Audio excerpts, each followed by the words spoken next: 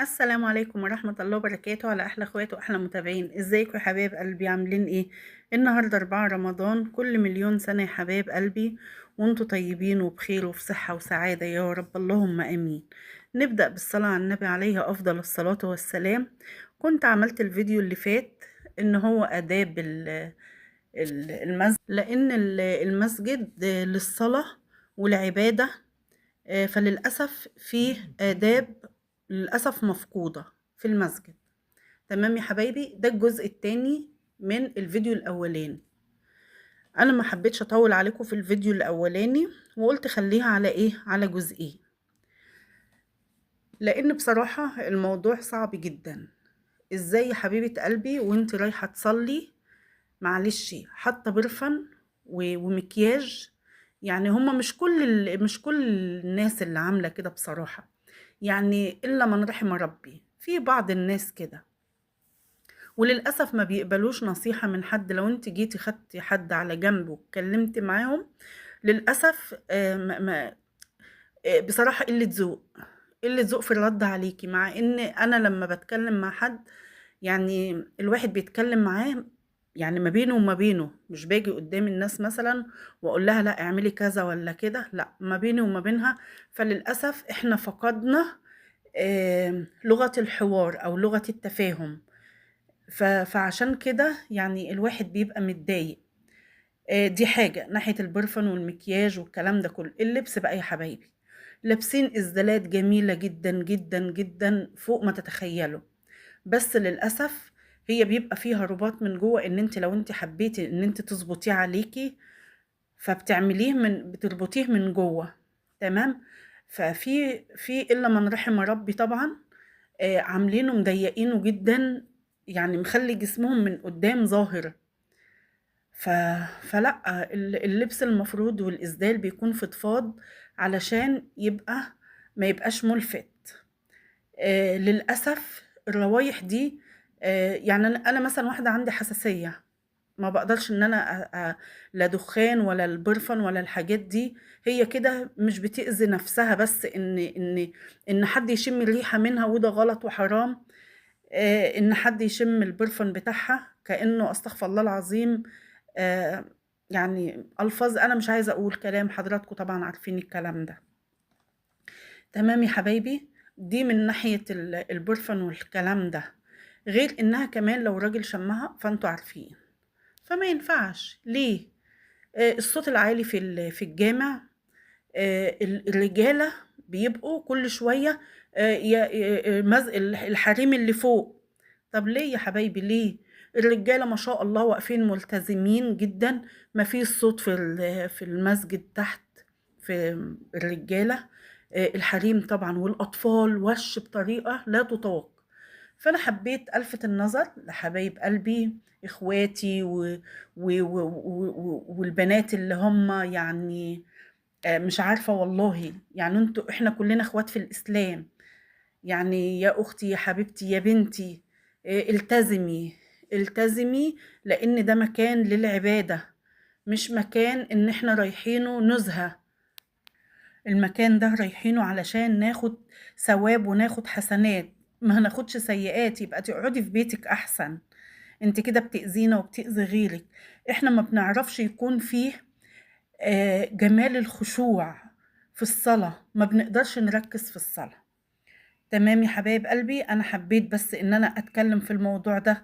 لو حد بيحصل قدامه الموضوع ده فقولوا لي يا جماعة الحل إيه في الموضوع ده، أو نتكلم فيه إزاي، أو نقول إيه.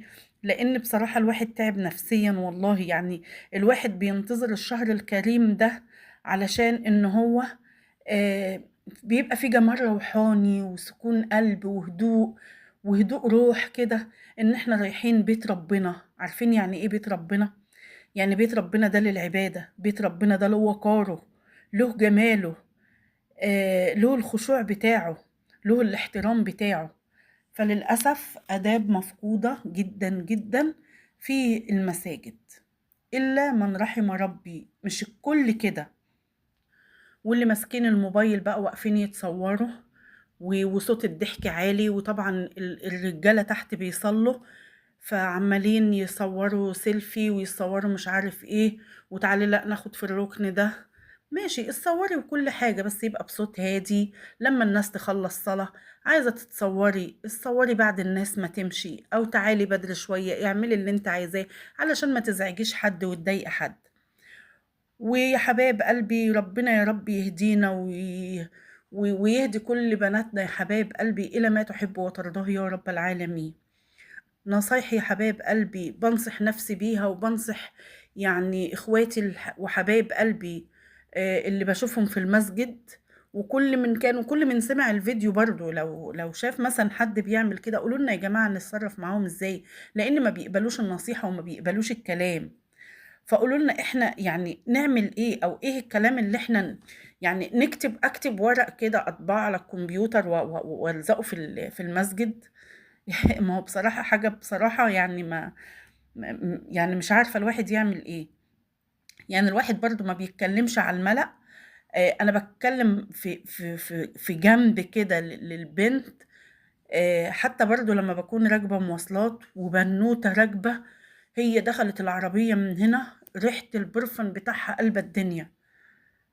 ففي بنات فعلا ما بتكونش عارفة الكلام ده، ففي بيقبل النصيحة وفيه اللي بيقولي وانتي مالك، انا اللي هتحاسب ولا انتي. فيا حبايب قلبي يعني ربنا يهدي ولادنا يا رب، ويهدي كل من كان. ربنا يهديهم، ربنا يهديهم ويصلح أحوالهم يا رب، ولاد المسلمين جميعا يا رب. ربنا يهديهم ويصلح أحوالهم. وفي النهاية يا حبايب قلبي، بيوت الله لها آداب. خليك ضيفة خفيفة في بيت ملك الملوك، لأن الخشوع وآداب المسجد مش محتاجين لا تجميل ولا محتاجين أي حاجة. الواحد بيدخل المسجد بيبقى زهقان ومتضايق، بيخرج منه خفيف وبيخرج منه مرتاح، لأن ده بيت ربنا، بيت الجمال والهدوء والسكينة والراحة والطمأنينة. واتمنى منكم يا حبايب قلبي ان اللي يسمع الفيديو ده ياخده من جهة النصيحة والخوف. يعني في بنات ما بتكونش عارفة ان البرفان ده غلط او حرام ان هي تخرج بيه، لان لو راجل شمه او كده كأنها والعياذ بالله زنت. معلش في الكلام اللي انا بقوله ده. فيا حبايب قلبي دي حقيقة.